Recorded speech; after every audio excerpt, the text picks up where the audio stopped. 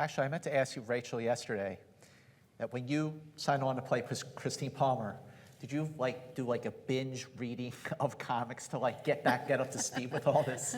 I did read, Scott sent a few my way that I looked at, and I looked at, she's sort of an amalgamation of a bunch of different characters, so there wasn't one particular place to go to, which I was kind of excited about because she could be kind of a new invention in a way.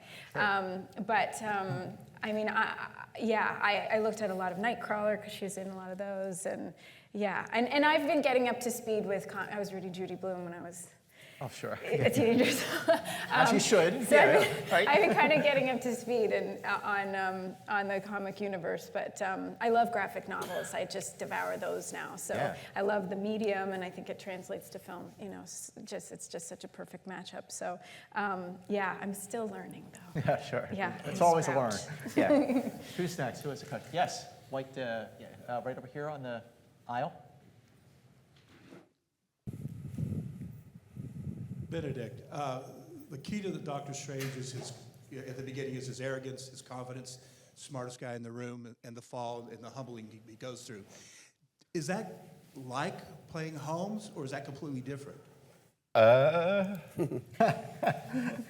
I'd say that fall's still going on, to be honest, in that particular franchise. But so no, I'd say it's slightly different. I mean, there's in the Venn diagram of similarities, there is the crossover of clever and arrogant, I suppose, and workaholic. But, you know, Strange is a materialist. He's egocentric, yes, but he's got charm and he's witty. He's liked by his colleagues. He's had relationships with them. He's not, he's not the sort of cut-off outsider, sociopathic, asexual, obsessive that Sherlock is. So, no, there's a world of difference, and he doesn't, he lives in New York and eats bagels every now and again, so that's also different. He's a man of the world, as opposed to Sherlock, who isn't. What to say on that? Sorry. Who's next? Yes. Hi, Kit. Right over here in the middle, if you can. Rachel, I know everyone got to kind of do some fun stuff.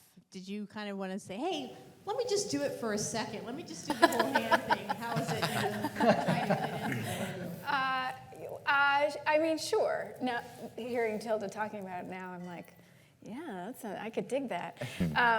But my mom's a nurse, and I did not inherit that gene. It's just why I'm up here right now. But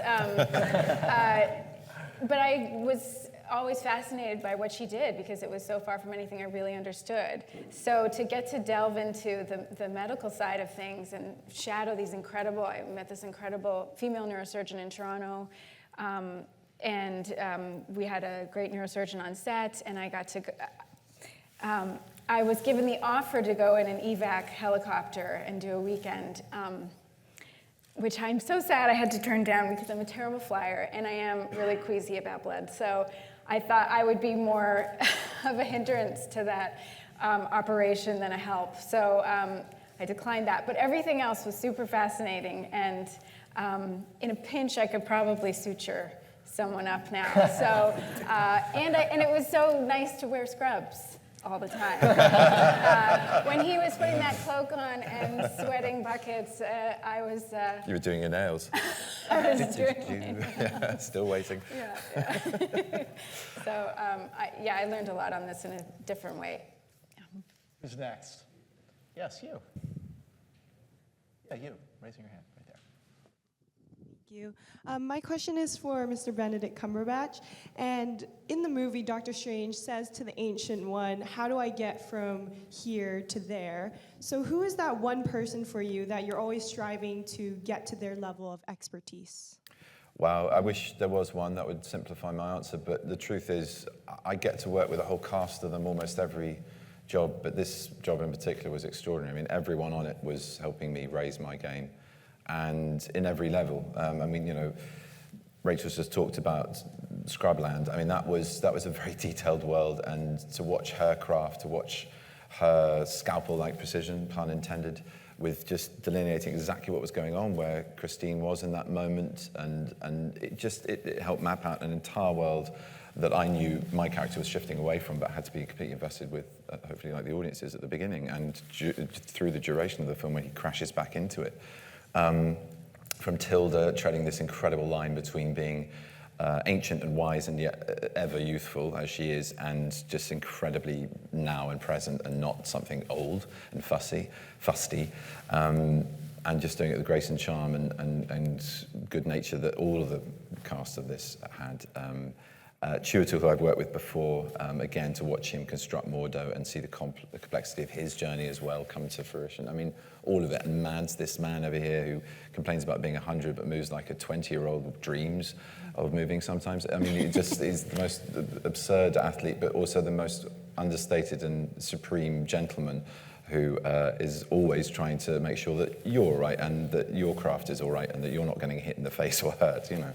And that's not always the case in fight scenes. To Benny, who I've known for a while, we're old muckers, but to get to play with him and see, and I adore Wong. I think the world's going to absolutely love that character, and it was a masterstroke on his part.